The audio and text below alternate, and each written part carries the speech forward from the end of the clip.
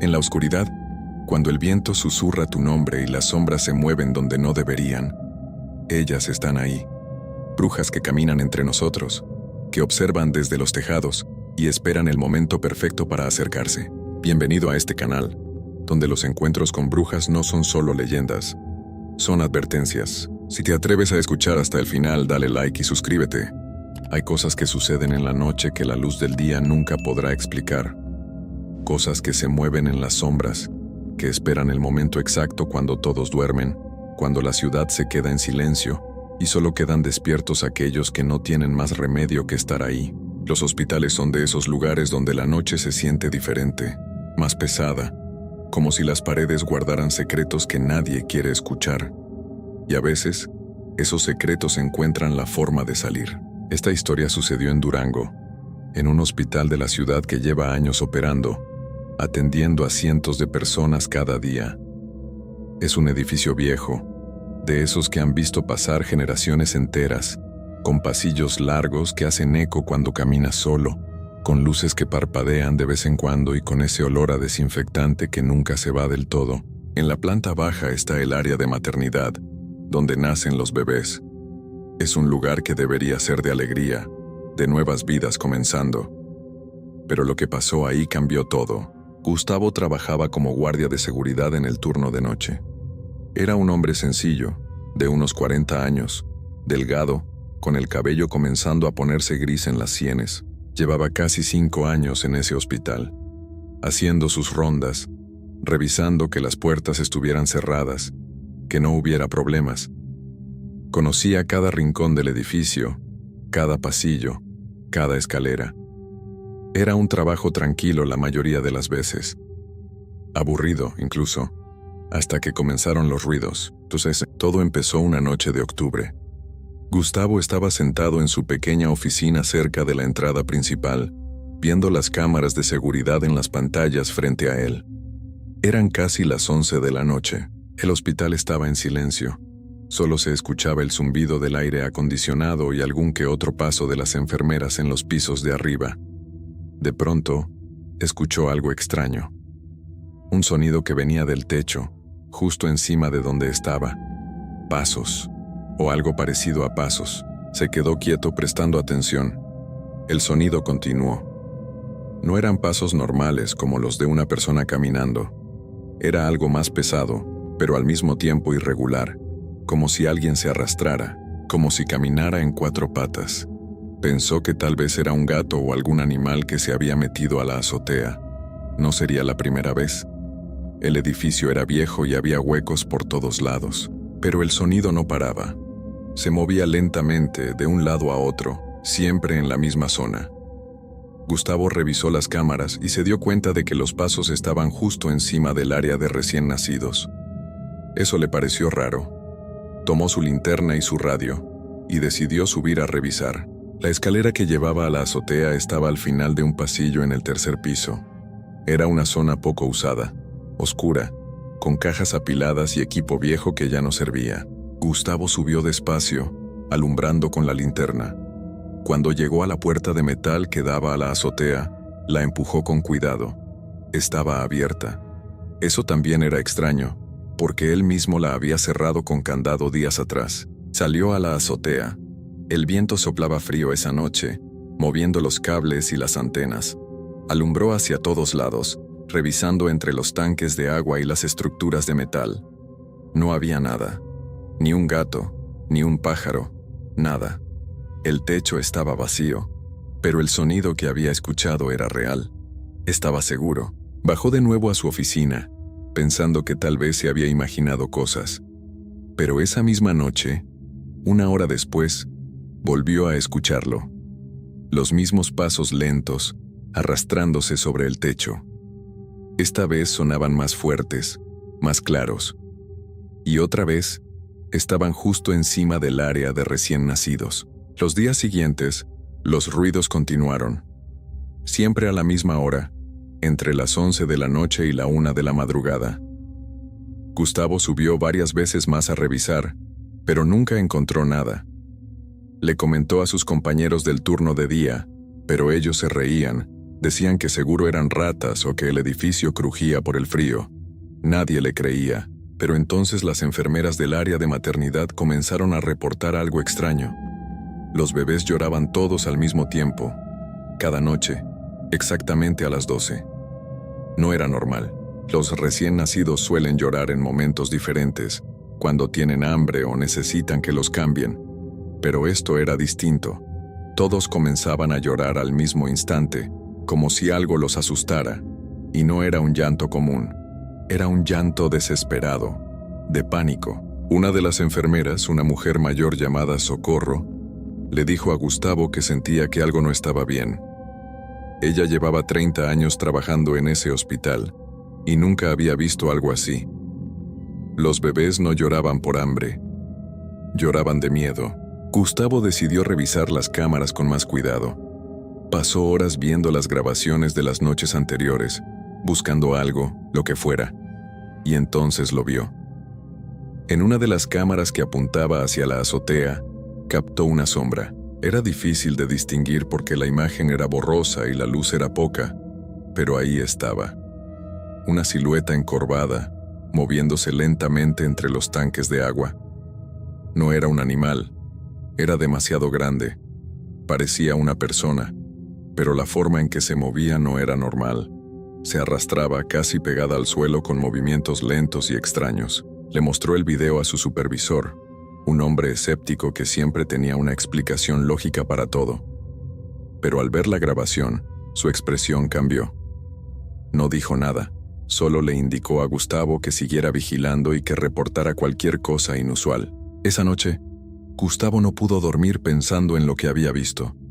La imagen de esa figura encorvada se le quedó grabada en la mente. Algo en su interior le decía que no era una persona normal, que había algo profundamente equivocado en la forma en que se movía. Pero tenía que saberlo. Tenía que descubrir qué era. La noche siguiente llegó al hospital con una determinación distinta. Llevó consigo una linterna más potente y su teléfono celular para grabar lo que fuera que encontrara. Le avisó a su compañero del turno, otro guardia llamado Rogelio, que estaría haciendo rondas más frecuentes. Rogelio asintió sin prestar mucha atención, ocupado viendo su teléfono. Las primeras horas de la noche transcurrieron con normalidad. Gustavo hizo sus rondas habituales, revisó las puertas, saludó a las enfermeras. Pero cuando el reloj marcó las 11:30, su corazón comenzó a latir más rápido. Sabía que pronto comenzarían los ruidos. Y así fue. A las 11:45, escuchó los pasos otra vez. Esta vez sonaban más cerca, más definidos. No eran pasos normales. Era el sonido de algo pesado arrastrándose, de uñas raspando contra el concreto. Gustavo sintió un escalofrío recorrerle la espalda, pero se armó de valor.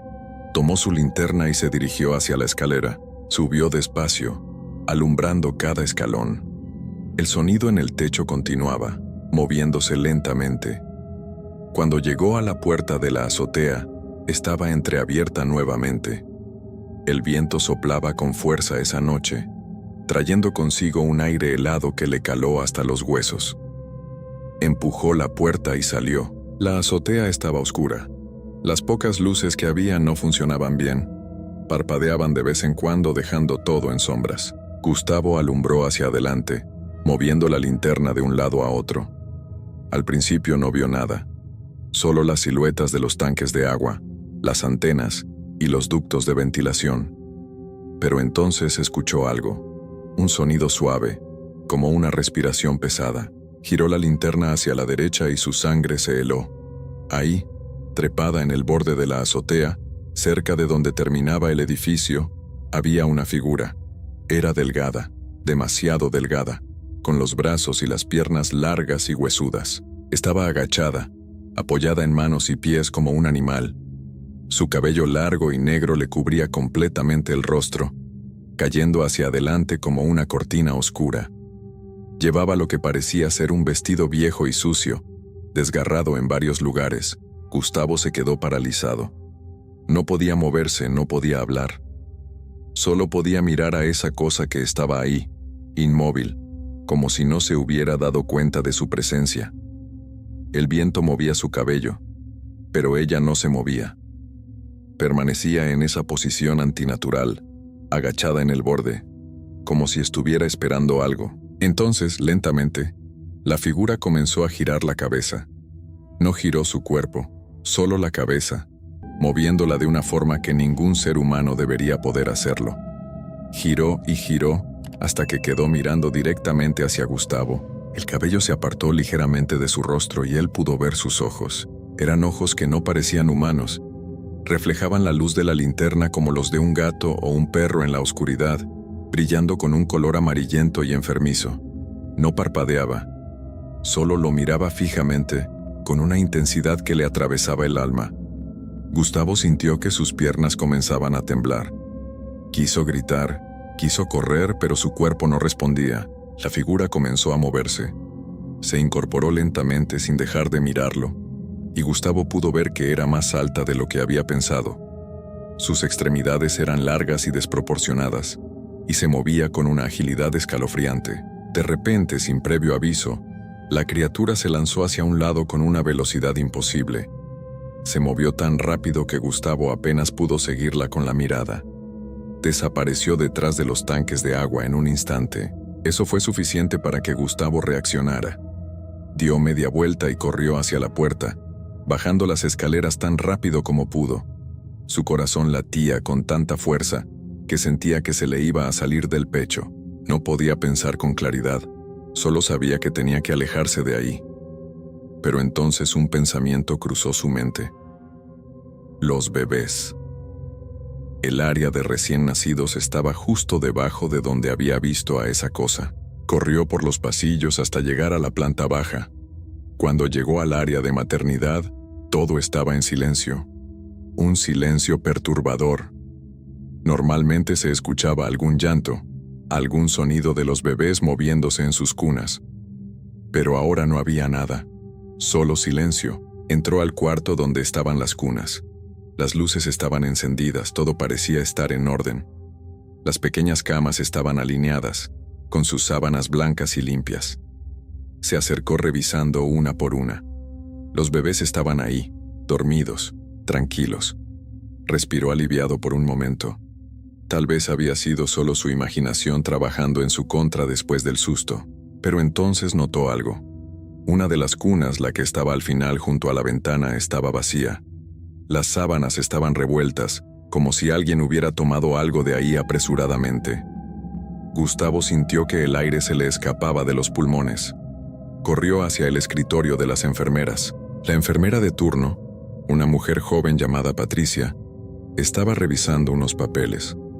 Cuando vio a Gustavo llegar corriendo y con la cara desencajada, se alarmó. ¿Qué pasa, Gustavo? ¿Está bien? La cuna del final está vacía. ¿Dónde está el bebé? Patricia lo miró confundida y se levantó rápidamente. Ambos fueron al cuarto. Cuando ella vio la cuna vacía, palideció. Eso es imposible. Yo estuve aquí hace apenas 10 minutos y todos estaban en su lugar. No salió ningún bebé de aquí. Gustavo no sabía qué decir.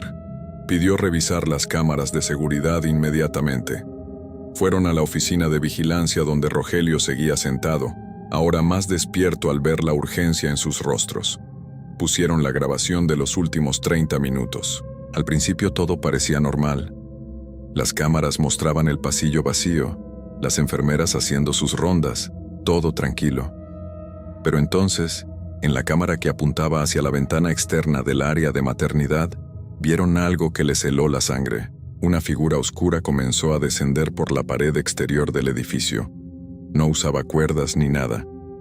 Simplemente bajaba, pegándose a la pared como una araña, con movimientos lentos y deliberados. Era la misma figura que Gustavo había visto en la azotea. Su cabello largo colgaba hacia abajo mientras descendía, y sus extremidades se movían de forma antinatural, agarrándose a la pared con facilidad. La criatura llegó hasta la ventana del área de recién nacidos. La ventana estaba cerrada, pero en la grabación se podía ver cómo la figura simplemente la empujaba y se abría sin hacer ruido, como si el seguro no existiera. Se deslizó adentro con una fluidez perturbadora. Los tres observaban la pantalla sin poder creer lo que veían. La cámara interna del cuarto mostró lo que sucedió después. La figura se movió directamente hacia la cuna del final. Se inclinó sobre ella y con sus manos largas y delgadas tomó algo. Era el bebé, envuelto en su sábana blanca. Lo levantó con cuidado, casi con delicadeza, y lo apretó contra su pecho. Entonces, tan rápido como había entrado, salió por la ventana. La cámara externa la captó trepando de nuevo por la pared, subiendo hacia la azotea con el bulto envuelto en sus brazos, y después desapareció en la oscuridad de la noche. Patricia comenzó a llorar. Rogelio llamó inmediatamente a la policía y a los superiores del hospital. Todo fue un caos en los minutos siguientes. Llegaron patrullas, personal administrativo, doctores. Revisaron todo el edificio, la azotea, los alrededores. No encontraron nada, ni rastro del bebé, ni de la criatura. Era como si se hubieran evaporado en el aire. Los días siguientes fueron terribles. La noticia se esparció por toda la ciudad. Los padres del bebé estaban destrozados. La prensa no dejaba de hacer preguntas. El hospital contrató más seguridad, instalaron nuevas cámaras, reforzaron todas las ventanas. Pero el daño ya estaba hecho. Gustavo no pudo volver a trabajar ahí. Cada vez que cerraba los ojos veía esos ojos brillantes mirándolo. Veía esa figura descendiendo por la pared. Renunció una semana después. Se mudó a otro lugar, tratando de olvidar lo que había visto, pero nunca pudo. El área de maternidad fue cerrada temporalmente. Dijeron que era por remodelaciones, pero todos sabían la verdad. Nadie quería estar ahí de noche. Las enfermeras pedían cambios de turno, los guardias se negaban a hacer rondas en esa sección. Pasaron los meses y el edificio volvió a abrir esa área, aunque nunca fue igual. Pero lo peor vino después. Un año después, exactamente en la misma fecha, los ruidos regresaron. Los guardias de turno escucharon los pasos en el techo, ese sonido inconfundible de algo arrastrándose sobre la azotea, justo encima del área de recién nacidos. Esta vez nadie subió a revisar. Todos se quedaron encerrados en sus oficinas con las puertas cerradas, esperando a que amaneciera. Los bebés lloraron esa noche, todos al mismo tiempo, a las 12 en punto. Un llanto desgarrador que duró varios minutos. Al día siguiente revisaron las cámaras. La figura había estado ahí otra vez caminando por la azotea, acercándose al borde, mirando hacia abajo como si buscara algo, como si esperara el momento indicado. Desde entonces, cada año, en esa misma fecha, los ruidos regresan, los pasos sobre el techo, el llanto de los bebés a medianoche, la sensación de que algo está ahí arriba, esperando. El hospital intentó bendecir el lugar, trajeron sacerdotes, personas que decían saber de estas cosas. Nada funcionó. La gente de Durango conoce la historia. Los que trabajan ahí saben que hay noches en las que es mejor no hacer preguntas, no subir a la azotea, no mirar por las ventanas, porque hay cosas que caminan en la oscuridad, cosas que esperan con paciencia y que siempre regresan. Gustavo ahora vive en otro estado, pero dicen que nunca volvió a ser el mismo. Hay noches en las que despierta sudando, creyendo escuchar esos pasos sobre su techo, y aunque se diga a sí mismo que fue solo una pesadilla, en el fondo sabe la verdad. Esa cosa sigue ahí, y cada año regresa buscando lo que le falta.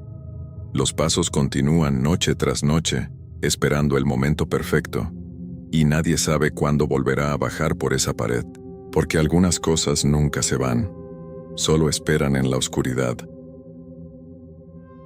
Hay lugares en este mundo donde la oscuridad no es solo ausencia de luz, es algo más, algo que respira, que observa, que espera.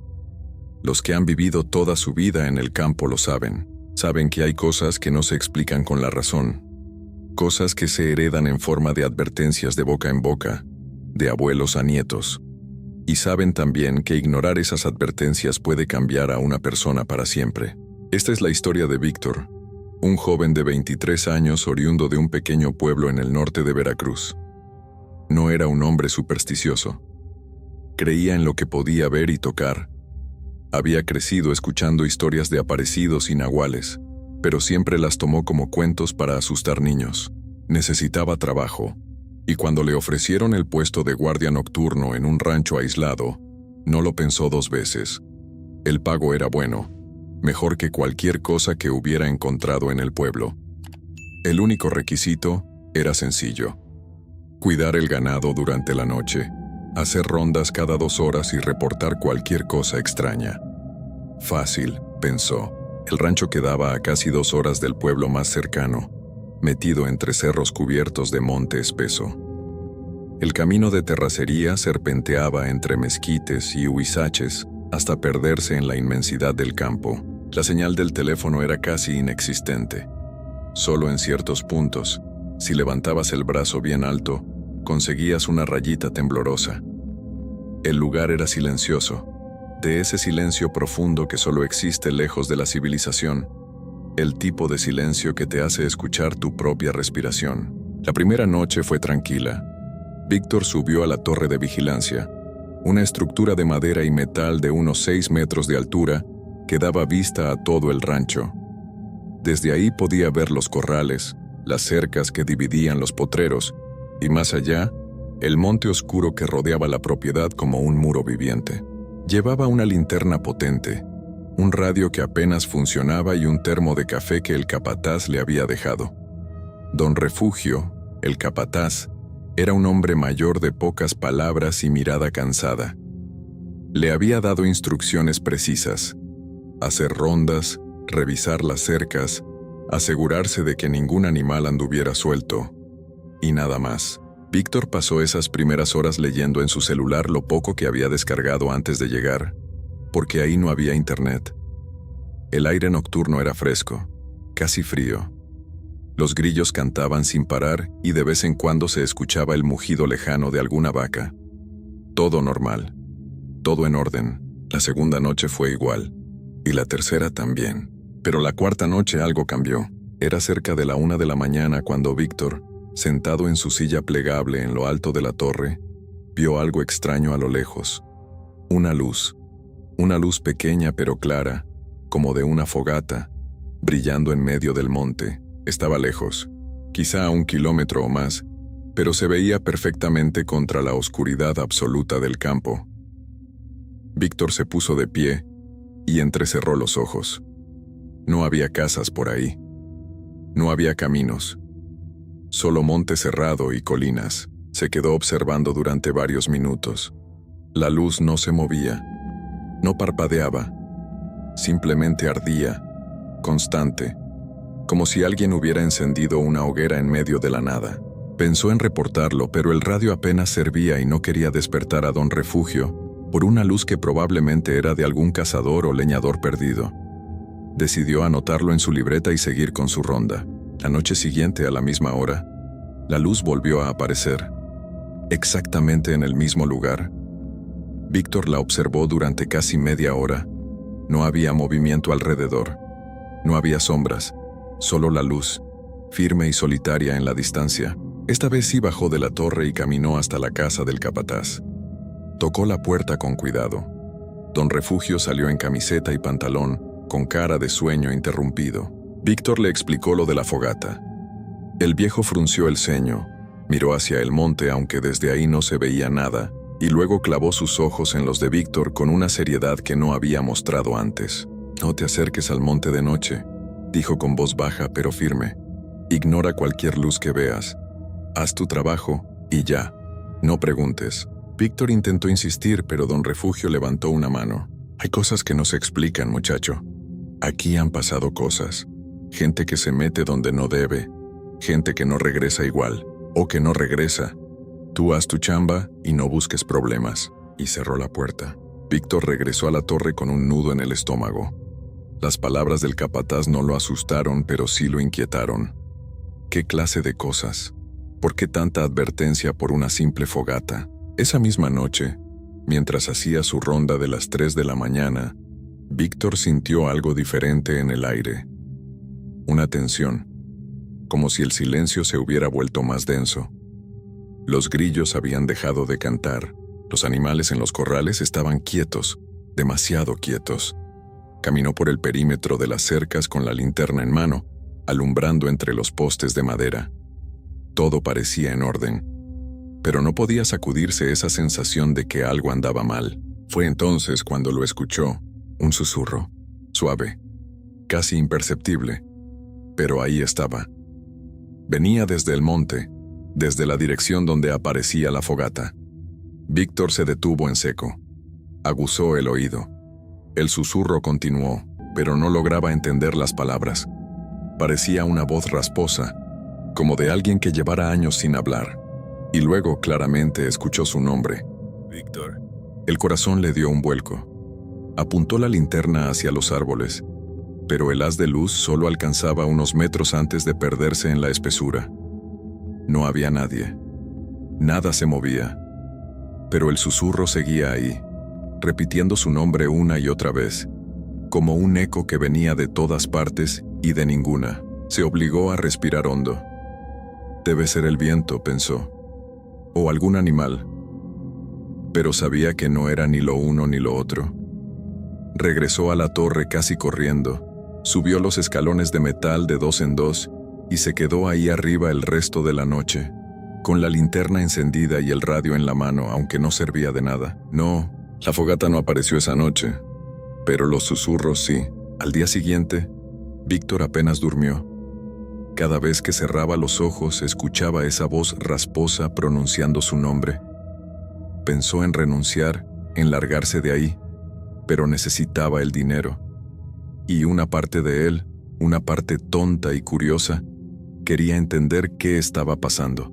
La noche siguiente volvió a su puesto con una mezcla de miedo y determinación. Hizo sus rondas como siempre, todo tranquilo, hasta que, cerca de las 2 de la mañana, vio algo que lo dejó helado. Había una figura junto a la cerca del ganado, una silueta delgada, inmóvil, de pie en medio del potrero. Desde la torre no podía ver bien, pero claramente había alguien ahí.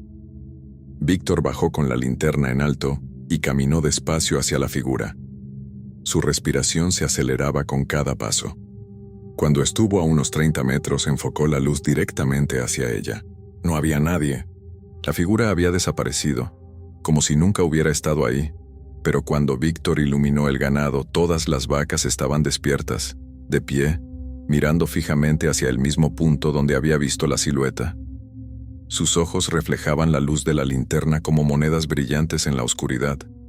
Ninguna se movía, ninguna hacía ruido, solo miraban. Víctor sintió un escalofrío recorrerle la espalda. Retrocedió lentamente sin darles la espalda a los animales y regresó a la torre. Esa noche no durmió nada. Los días pasaron y los encuentros se volvieron más frecuentes. A veces, mientras hacía su ronda, sentía que algo lo seguía entre las sombras. Nunca veía nada directamente, pero percibía movimiento con el rabillo del ojo. Un destello, una sombra que se deslizaba entre los árboles. Y siempre esa sensación de ser observado. Una madrugada, mientras revisaba la cerca norte, escuchó un crujido arriba de él. Levantó la vista y se quedó paralizado. Había algo encorvado entre las ramas de un mezquite. Algo que no debería estar ahí. La forma era humana, pero estaba en una posición imposible, agarrada a las ramas como un animal, con la cabeza colgando hacia abajo. Víctor no se atrevió a mover la linterna, solo miraba con el pulso retumbándole en los oídos.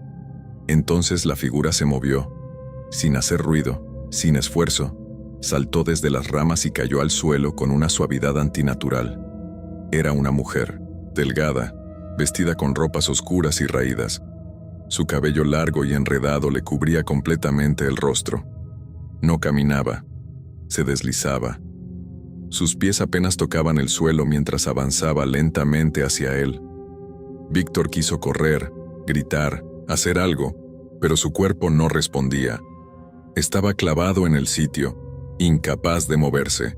La mujer se detuvo a unos metros de distancia. Inclinó la cabeza hacia un lado, en un ángulo que ningún cuello humano debería permitir, como si lo estuviera estudiando. Víctor podía escuchar su propia respiración entrecortada, el latido frenético de su corazón.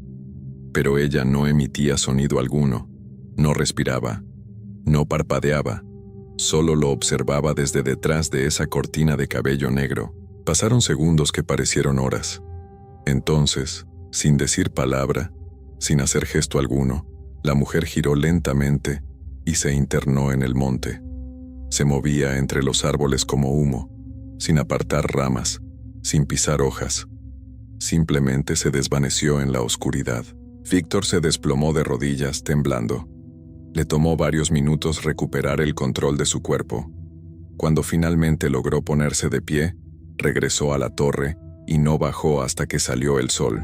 Esa mañana fue a hablar con don Refugio. Le contó todo: la fogata, los susurros, la figura, la mujer en el árbol. Esperaba que el viejo se riera de él, que lo llamara loco. Pero don Refugio solo lo miró con tristeza. Te lo advertí, muchacho. Ese monte está maldito desde hace años. Dicen que ahí vivía una mujer hace mucho tiempo, una curandera que se metió en cosas oscuras. La gente del pueblo la acusó de brujería. La corrieron. Se internó en el monte y nunca salió. Pero tampoco se fue. Ahí sigue. Algunos la han visto. Otros solo escuchan su voz. Los que se le acercan, bueno, no les va bien. ¿Qué quiere de mí?, preguntó Víctor con la voz quebrada. No lo sé. Tal vez nada. Tal vez todo. Lo mejor que puedes hacer es no buscarla. Ignórala. No le hables. No la sigas. Y sobre todo, no vayas al monte de noche. Pero ya era tarde. Víctor sabía que ella ya lo había marcado. Las noches siguientes fueron una tortura. Los susurros no cesaban. A veces escuchaba risas. Otras veces, pasos alrededor de la torre. Una noche despertó sobresaltado y vio huellas de pies descalzos en el polvo alrededor de su silla. Huellas que no habían estado ahí antes. Huellas que terminaban justo frente a donde él dormitaba. Entonces llegó la última noche. La fogata volvió a encenderse. Esta vez, Víctor ya no pudo resistir. Algo en su interior lo empujaba a ir. Una fuerza que no podía explicar, como si una cuerda invisible tirara de él. Se dijo a sí mismo que solo iría a ver, que mantendría la distancia, que no haría nada estúpido. Bajó de la torre y caminó hacia el monte. El aire estaba extrañamente quieto. No había viento, no había sonidos, solo el crujir de sus propios pasos sobre la tierra seca. La fogata brillaba en la distancia, guiándolo como un faro maldito. Tardó casi 20 minutos en llegar. Cuando finalmente alcanzó el claro donde ardía el fuego, se detuvo en seco. Ahí estaba ella, la mujer, de espaldas a él, arrodillada frente a las llamas. Murmuraba algo en una lengua que Víctor no reconocía.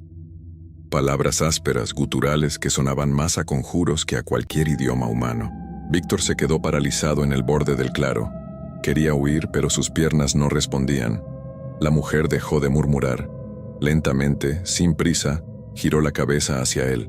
Esta vez su rostro era visible, la piel tirante sobre los huesos, los ojos hundidos pero brillantes, reflejando la luz del fuego con un resplandor amarillento y enfermizo. Su boca se curvó en algo que podría haber sido una sonrisa, pero no lo era. Era otra cosa, algo hambriento, algo antiguo. Se puso de pie sin usar las manos, como si la gravedad no tuviera poder sobre ella. Dio un paso hacia Víctor, luego otro. Él retrocedió, pero sus piernas apenas le respondían. La mujer se detuvo a medio camino entre ellos. Lo observó durante lo que pareció una eternidad, inclinando la cabeza de un lado a otro estudiándolo. Entonces hizo algo inesperado. Se detuvo. No avanzó más.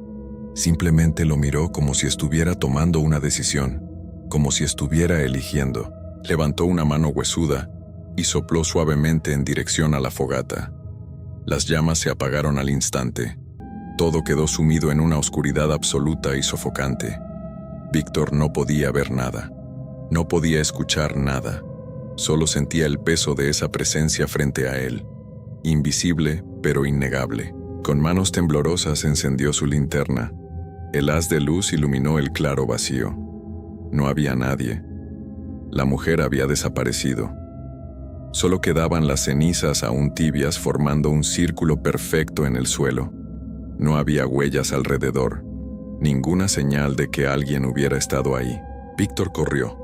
Corrió como nunca en su vida, sin mirar atrás, tropezando con raíces y piedras, hasta que alcanzó el rancho. Subió a la torre y se encerró ahí hasta el amanecer, abrazado a sus rodillas, temblando. Desde esa noche, la fogata no volvió a aparecer. Los susurros cesaron. Los animales volvieron a dormir tranquilos. Todo regresó a la normalidad. Pero Víctor sabía que no había terminado. Sabía que ella había decidido algo esa noche. Y esa decisión lo perseguiría para siempre. Siguió trabajando en el rancho porque no tenía a dónde más ir, pero nunca volvió a caminar hacia el monte después de las 3 de la mañana.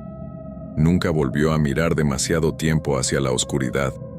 Y cada noche, mientras vigilaba desde la torre, sentía esa presencia entre los árboles. Invisible, paciente, esperando, porque lo que la bruja decidió esa noche no fue dejarlo ir, fue dejarlo vivir. Por ahora, y Víctor sabe que algún día, cuando ella lo decida, volverá a buscarlo. Y esa vez no habrá fogata que lo guíe de vuelta. Solo oscuridad y silencio. Y ella,